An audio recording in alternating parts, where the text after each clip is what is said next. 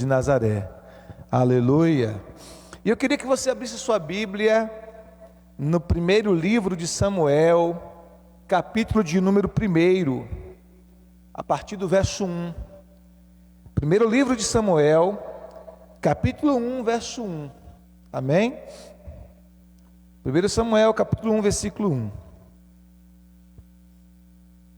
Nós faremos a leitura desse texto, desse capítulo. 1 Samuel, capítulo de número 1, versículo de número 1. Quantos encontraram, digam glória a Deus. Diga aleluia. 1 Samuel 1. 1 Samuel capítulo 1, versículo 1. Diz assim a palavra do Senhor. Shalom. 1 Samuel capítulo 1, versículo 1. Aleluia.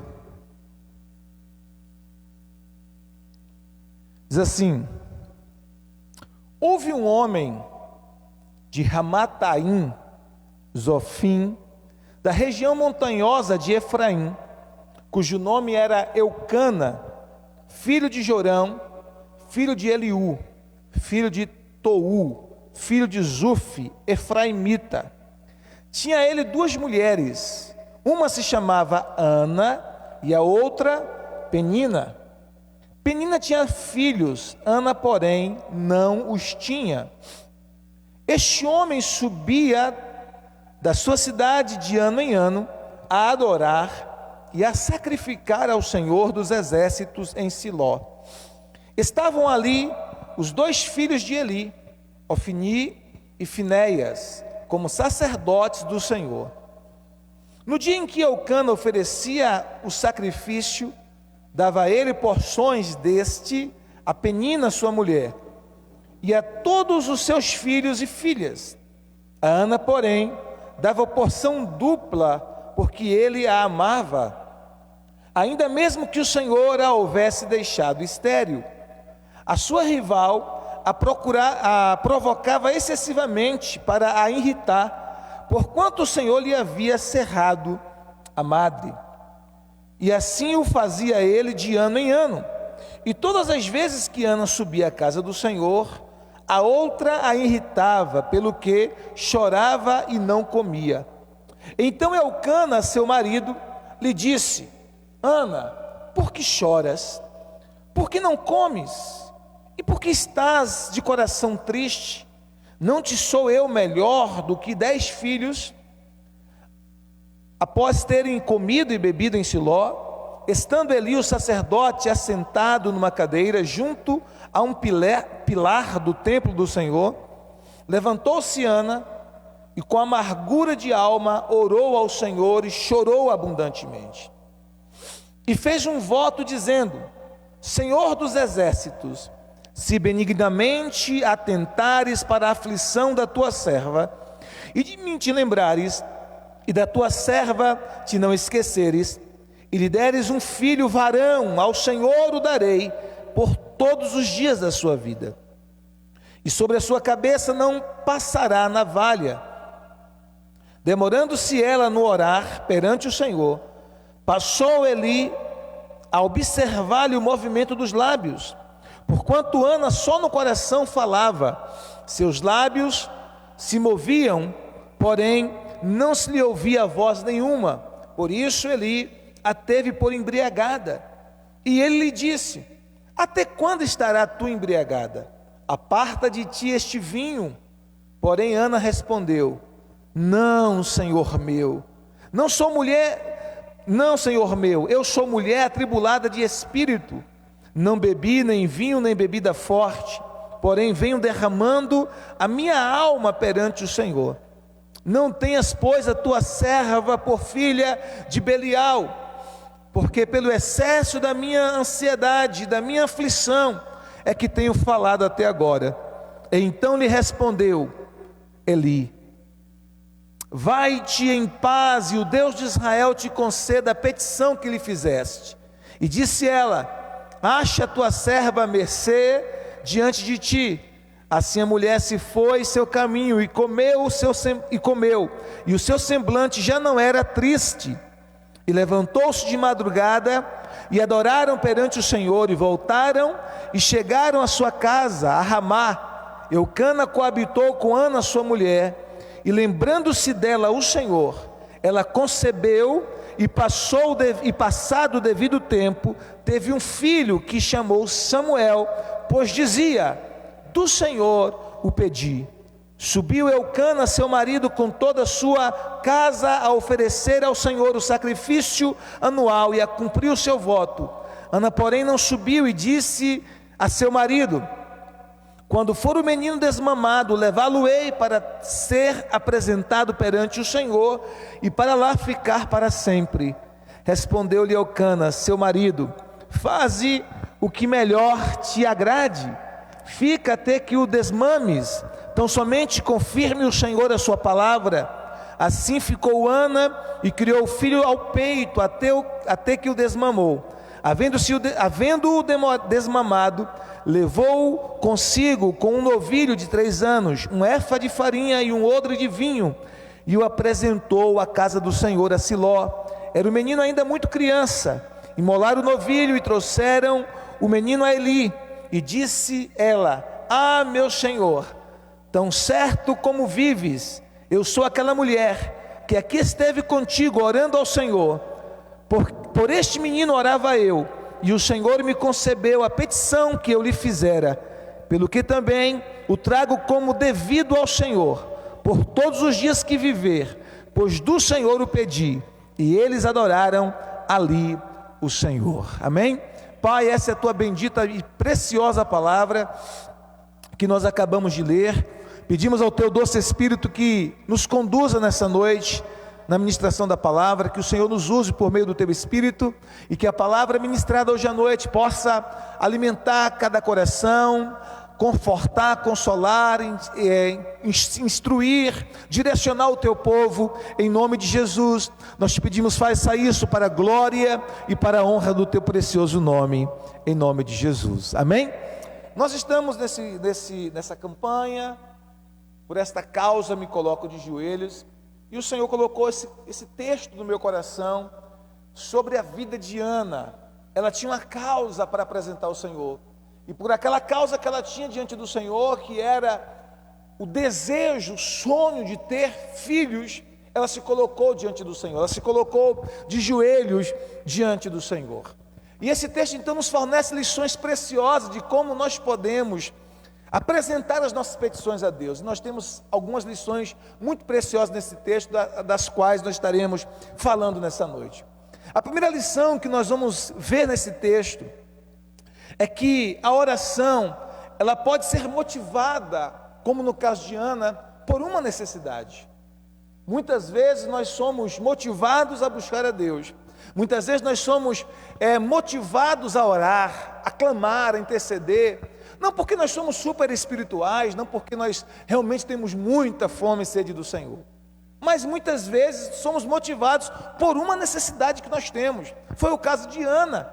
Ana tinha uma necessidade realmente muito forte. A Bíblia diz no versículo 2, que a sua rival Penina, a segunda mulher do seu marido, tinha filhos, mas Ana não tinha filhos. Essa era uma necessidade para Ana, muito grande.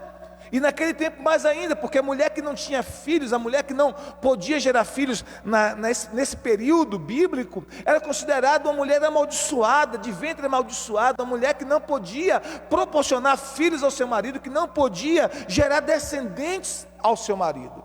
Então era uma mulher considerada amaldiçoada, tanto é que a Bíblia deixa bem claro que a sua rival Penina estava constantemente irritando, provocando Ana, como nós dizemos na linguagem baiana, né? Pirraçando Ana,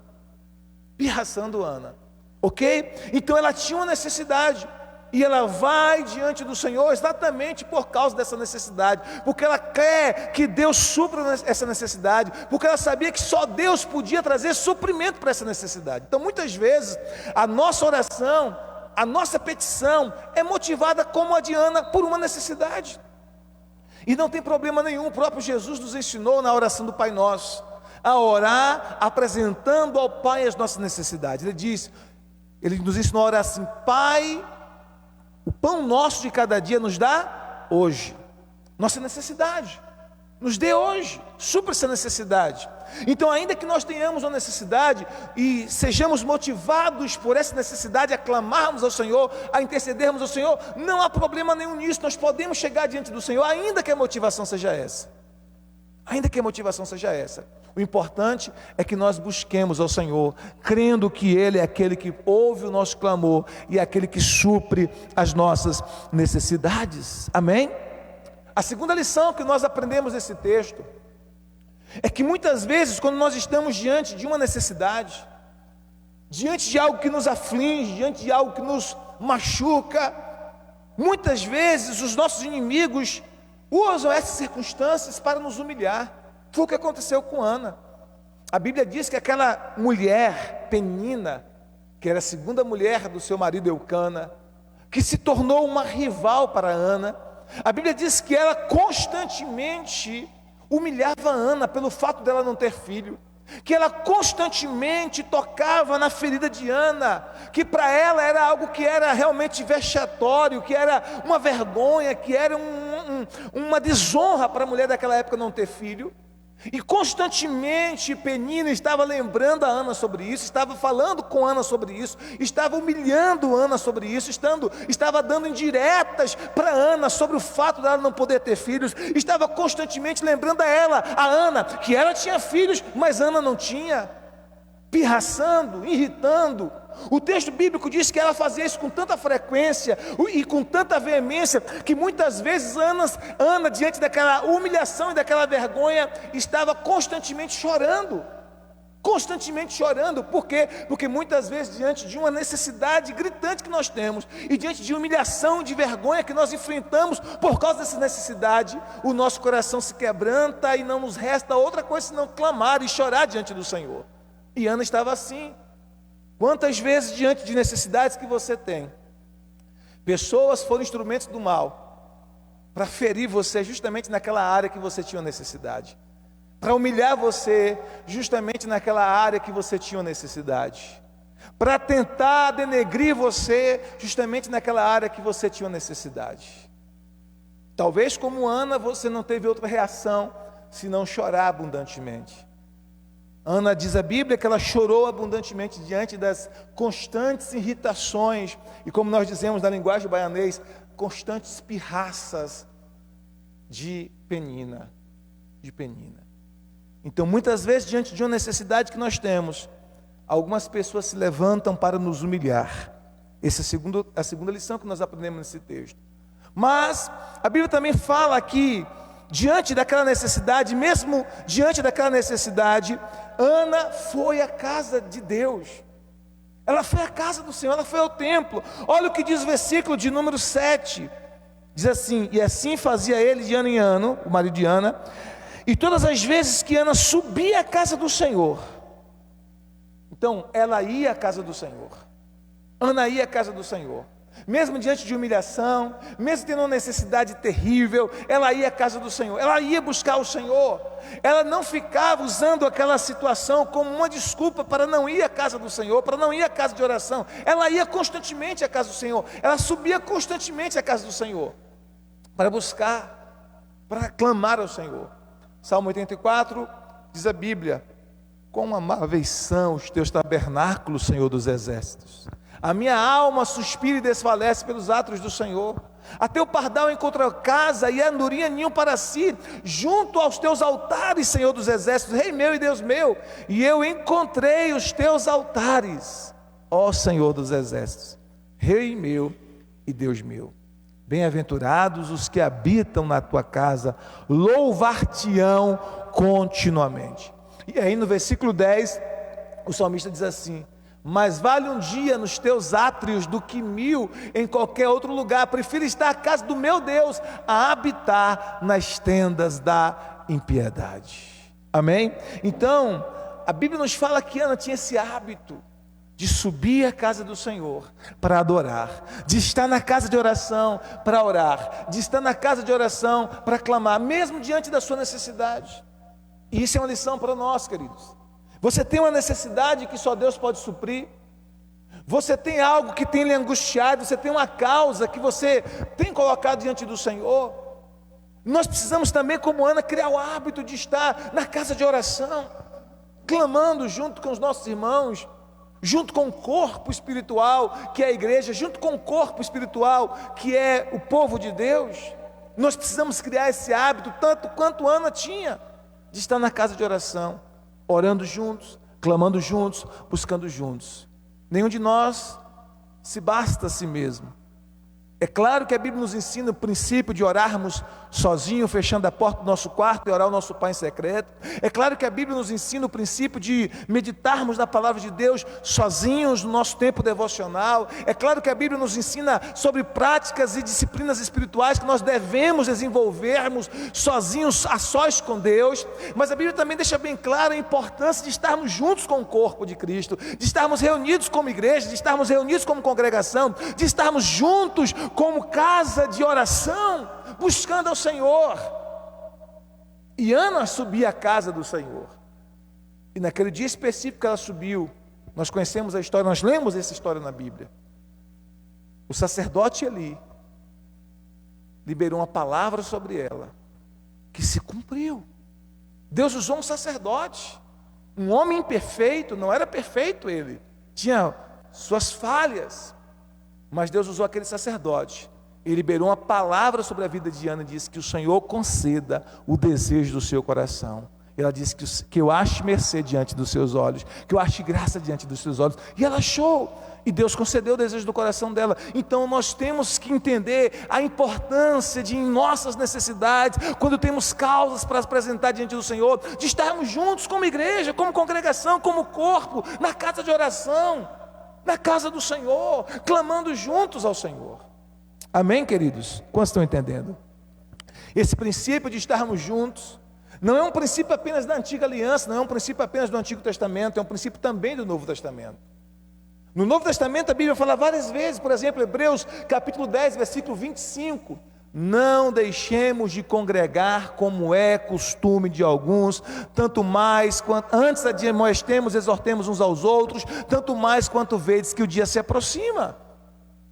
Atos 2,46 diz que todos os dias eles se reuniam no templo e partiam pão de casa em casa com singeleza e alegria de coração.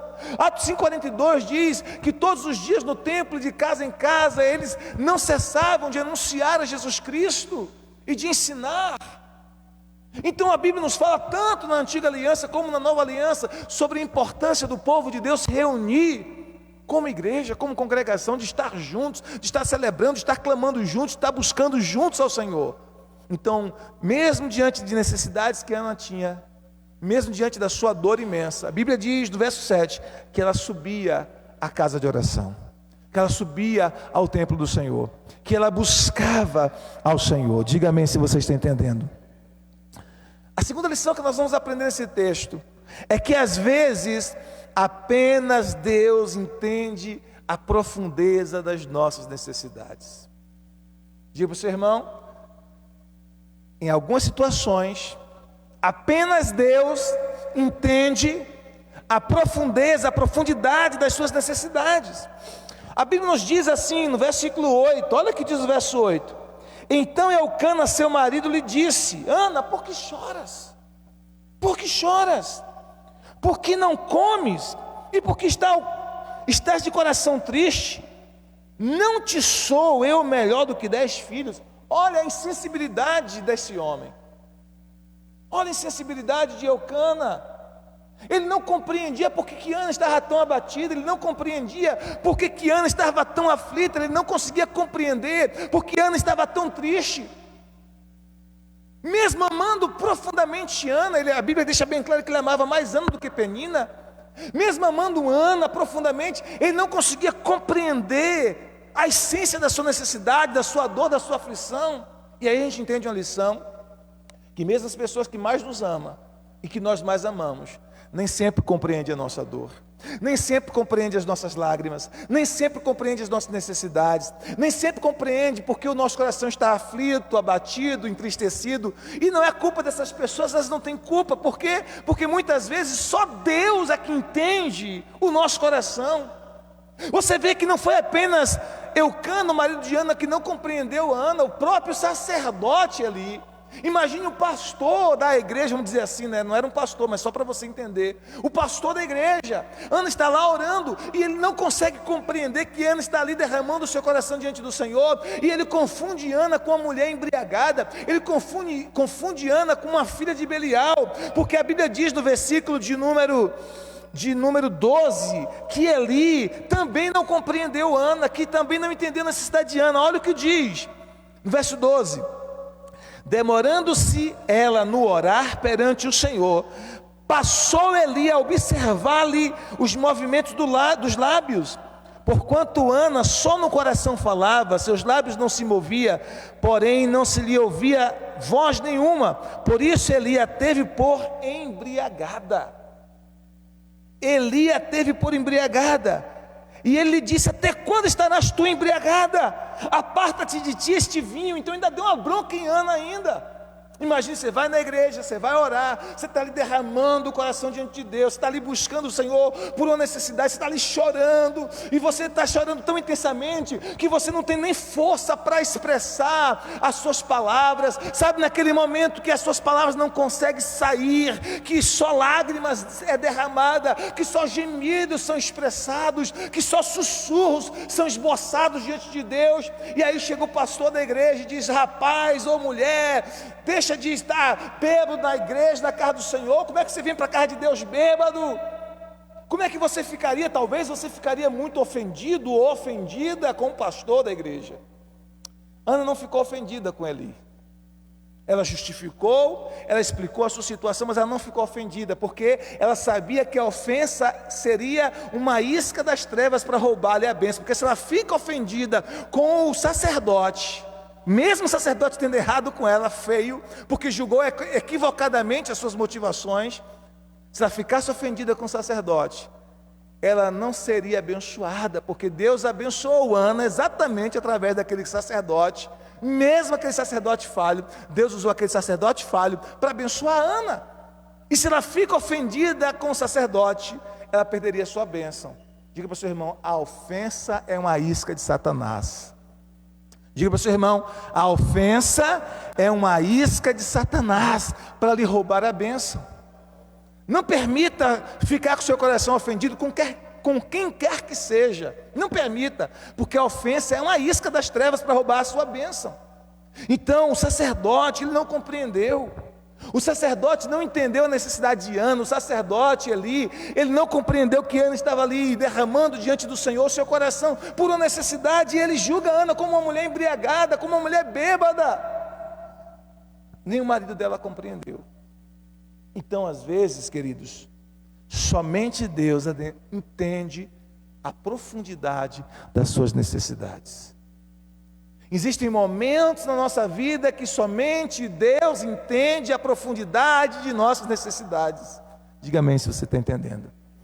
O marido dela não entendeu, mesmo amando profundamente, não entendeu. Olha o que o marido disse: por que está chorando, Ana? Por que está chorando? Por que você não quer comer? Por que você não come? Porque o teu coração está triste, Ana. Agora, por último, o que ele diz: eu não sou melhor do que 10 filhos. Não é melhor você me ter como seu marido do que ter 10 filhos. Ele não entendia o coração de Ana. Ele não entendia a dor de Ana. Ele não entendia a aflição de Ana.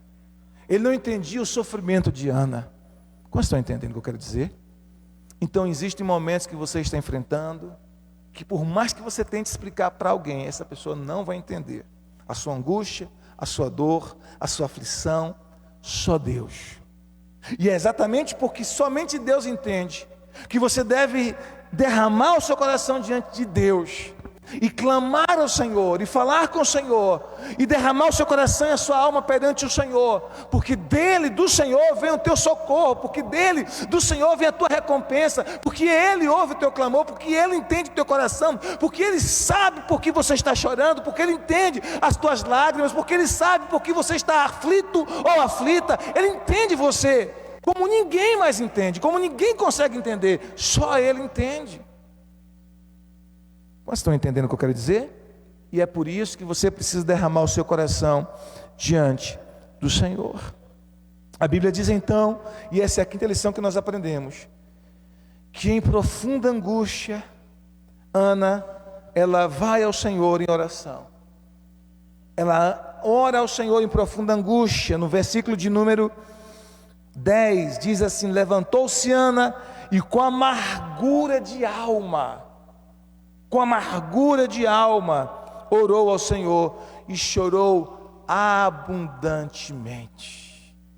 Deus não censura Ana por ter chorado abundantemente. Deus não recrimina Ana porque chorou perante o Senhor.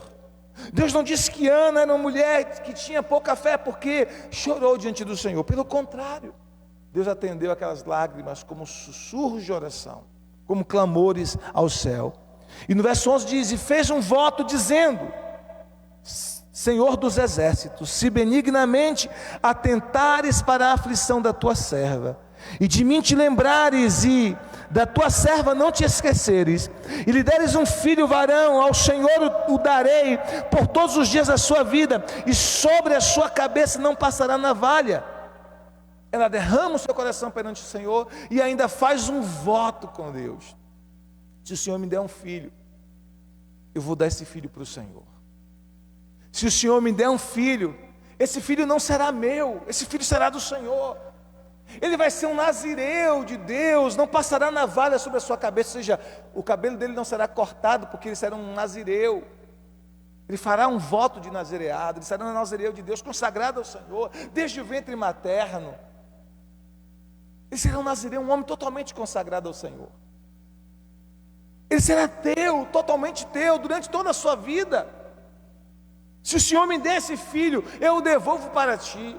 Se o Senhor me der esse filho, eu dou novamente para ti. Então ela clama ao Senhor com angústia, ela derrama perante o Senhor o seu coração em profunda angústia, em profunda aflição. Existem momentos assim em nossas vidas, todos nós enfrentamos tempos assim. Todos nós enfrentamos tempos assim, de profundas angústias. Eu já enfrentei alguns momentos assim, de profunda angústia, de derramar o coração diante do Senhor, de não conseguir expressar verbalmente, expressar com palavras aquilo que estava em meu coração, e só sussurros, gemidos de intercessão e lágrimas diante do Senhor. Como Ana, derramei meu coração em alguns momentos diante do Senhor, e Ele ouviu o meu clamor. Por isso o salmista diz assim, que na angústia, quando nós clamamos ao Senhor, na angústia Ele ouve o nosso clamor. Clamei ao Senhor em minha angústia e Ele me ouviu. Então às vezes você está angustiado, abatido, aflito, em profunda angústia, clame ao Senhor. Mesmo que você não consiga expressar audivelmente palavras, mesmo que você não consiga naquele momento de profunda dor, de profunda angústia, articular palavras, não importa, clame ao Senhor, porque Ele entende o seu coração, interpreta as suas lágrimas. Mesmo quando as suas palavras não conseguem interpretar o que está dentro do seu coração, as suas lágrimas derramadas diante do Senhor não ficam em vão.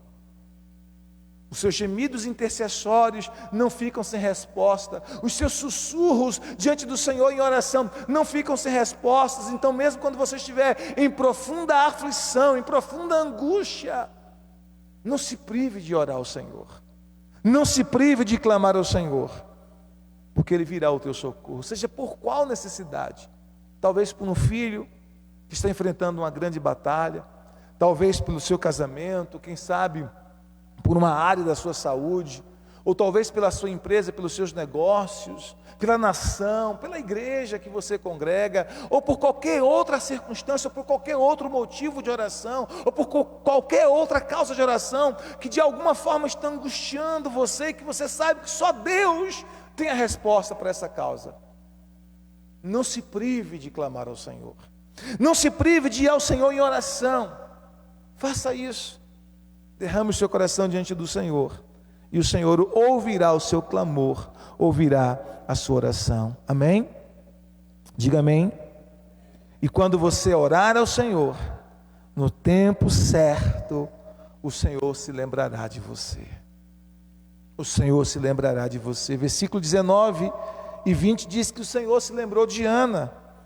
Levantaram-se de madrugada e adoraram perante o Senhor, e voltaram e chegaram à sua casa, a Ramá. Eucana coabitou com Ana, sua mulher, e lembrando-se dela o Senhor, ela concebeu, e passando o devido tempo, teve um filho que chamou Samuel, pois dizia: do Senhor o pedi.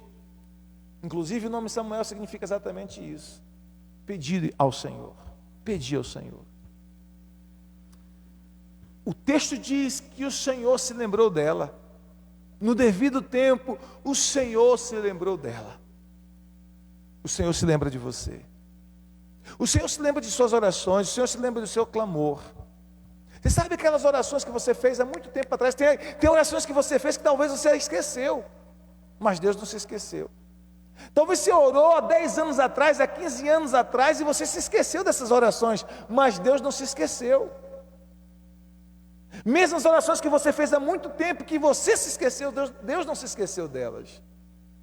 O texto diz que o Senhor se lembrou de Ana, e ela concebeu, ela ficou grávida, e a Bíblia diz que ela teve um filho, e que colocou o nome do filho de Samuel, porque disse: do Senhor o pedi. É um pedido de Deus, é um pedido a Deus. Samuel significa isso, pedido ao Senhor. Então ela recebeu aquilo que ela havia clamado, ela recebeu aquilo que ela havia buscado. Se você buscar o Senhor, Ele vai vir ao teu encontro. A Bíblia diz assim: clama a mim, o Senhor diz, clama a mim, e responder-te-ei, e anunciar-te-ei coisas grandes e firmes que não sabes. Clama a mim e eu vou te responder. Clama a mim e eu vou te responder. Olha para o seu irmão e diga assim: se você clamar ao Senhor, Ele vai te responder. Essa é a promessa dele para você. Se você clamar ao Senhor, Ele vai te responder. E por último, a última lição que nós aprendemos desse texto é que Ana, ela estava disposta a oferecer ao Senhor aquilo que o Senhor lhe havia dado. E aí nós aprendemos isso: esteja disposto a oferecer ao Senhor aquilo que Ele deu para você. Esteja disposto a oferecer para o Senhor aquilo que Ele te deu. Porque Ana disse: Senhor, se o Senhor me desse filho, ele será teu todos os dias da sua vida. E aí no versículo 28 ela cumpre essa promessa. Verso 28 diz assim: pelo que também o trago como devolvido ao Senhor, por todos os dias em que viver, pois do Senhor o pedi. E eles adoraram ali ao Senhor. Ela fez um voto a Deus, de que se Deus desse a ela um filho, ela daria aquele filho ao Senhor, e que aquele filho seria do Senhor por toda a sua vida. E agora, depois que Deus cumpriu a promessa, depois que Deus respondeu a oração, que deu filho, ela, depois de desmamar o menino, depois do tempo oportuno, ela vai ao templo e ela consagra o menino a Deus, e ela cumpre a sua promessa, ela devolve o menino para Deus. Ela diz: Senhor, está aqui. E ela dá o menino para Deus, e o menino é criado no templo aos pés do sacerdote ali, para ser treinado como profeta, como sacerdote do Senhor, como líder, e um dos grandes líderes que a nação de Israel teve. Aquilo que Deus lhe dá, deve ser devolvido para Ele. Ana tinha esse coração, por isso que Deus lhe respondeu. Porque muitas vezes, querido, nós estamos pedindo coisas a Deus, nós estamos clamando a Deus para que nos dê algo, e muitas vezes quando Deus nos dá aquilo que nós pedimos, aquilo que era uma bênção se torna uma maldição, porque nos rouba de Deus, nos priva de Deus. Muitas vezes a gente pede algo a Deus, e quando a gente recebe aquilo que Ele nos deu, aquilo se torna um ídolo na nossa vida. A gente pede a Deus um cônjuge, Deus nos dá um cônjuge, um marido, uma esposa, e aquele cônjuge, aquele casamento se torna um ídolo. Nós pedimos a Deus um carro, e quando Ele nos dá um carro, aquele carro se torna um ídolo. Nós pedimos a Deus um dom específico, Ele nos dá o dom, e aquele dom se torna um ídolo na nossa vida. Nós pedimos a Deus um grau acadêmico, uma faculdade, seja lá o que for, e quando a gente recebe isso de Deus, aquilo se torna um ídolo de nossas vidas e nos rouba de Deus.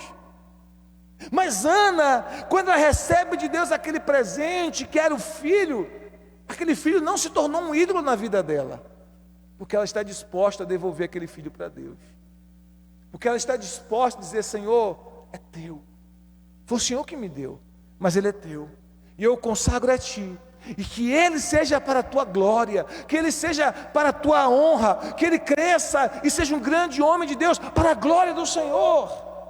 Então, ela estava disposta a devolver para Deus aquilo que Deus havia lhe dado. E isso é uma lição para nós. Nós estamos clamando a Deus por algo específico? Nós estamos pedindo a Deus algo específico? A pergunta é: para quê? Por que nós queremos o que queremos? Por que não que nós estamos pedindo o que nós estamos pedindo? É para a glória de Deus. O final disso, o resultado final disso é para a glória de Deus.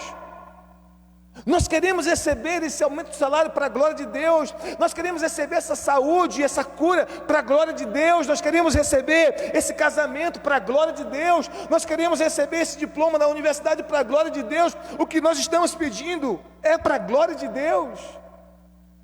Ana estava disposta a devolver para o Senhor aquilo que ela havia pedido, aquilo que ela havia recebido do Senhor. E essa é a última lição que nós aprendemos nesse texto. Você está disposto a devolver ao Senhor aquilo que Ele te deu? Você está disposto a consagrar ao Senhor tudo o que Ele te deu, dizer: tudo que o Senhor me deu é para ti, é para a tua glória, é para o teu louvor, e eu vou usar somente para a tua glória? Nós precisamos ter isso em nosso coração, queridos. E nós aprendemos com Ana isso. Deus é o Deus que ouve o clamor. Deus é o Deus que responde orações. Deus é o Deus que traz resposta para as causas que nós colocamos diante dEle. Ana colocou diante de Deus uma causa, que era ter um filho. E sabe o que acontece? A Bíblia diz que Deus é poderoso para fazer infinitamente mais, além de tudo que pedimos ou pensamos, segundo o seu poder que em nós opera. Deus não deu apenas um filho para Ana, Deus deu muitos mais. Deus deu pelo menos 6 filhos para Ana. Deus é poderoso para fazer mais. Às vezes você está pedindo algo a Deus, e Deus diz assim: eu vou te dar somente isso? Não, eu vou te dar muito mais. Salomão pediu uma coisa para Deus. Salomão pediu sabedoria, e Deus disse: por que você me pediu sabedoria? Eu vou te dar sabedoria, eu vou te dar honra, eu vou te dar riquezas, eu vou te dar vitória sobre os teus inimigos. Ele só pediu uma coisa, sabedoria, mas Deus fez além. Ana pediu apenas um filho, Deus deu muito mais. Às vezes você está pedindo algo a Deus, apenas uma coisa, Deus diz: eu vou fazer mais. Mais do que você está pedindo, mais do que você está pensando, mais do que você está imaginando, mais do que você está desejando. Eu vou fazer mais, eu vou fazer além. Deus é poderoso para fazer infinitamente mais, além de tudo que pedimos ou pensamos. Eu quero dizer para você, que se você crer, o Senhor vai fazer mais. Não apenas o que você está pedindo, não apenas o que você está apresentando diante dEle, mas Ele vai fazer mais do que você está pedindo, mais do que você está pensando, mais do que você está imaginando. Ele vai fazer além. E você vai chegar lá na frente e vai dizer: Senhor, obrigado. Eu nem imaginava tanto. O Senhor fez muito mais do que eu imaginava, muito mais do que eu sonhava. Muito mais do que os meus maiores sonhos, o Senhor fez muito mais. E para que isso? Para que o nome dEle seja glorificado na sua vida, para que o nome dEle seja exaltado na sua vida, e você vai devolver para Deus, ou seja, consagrar a Deus tudo que Ele tem lhe dado, em nome de Jesus. Amém? Vamos orar? Fique de pé no nome bendito de Jesus. Glória a Deus. Aleluia. Vamos clamar ao Senhor nessa noite.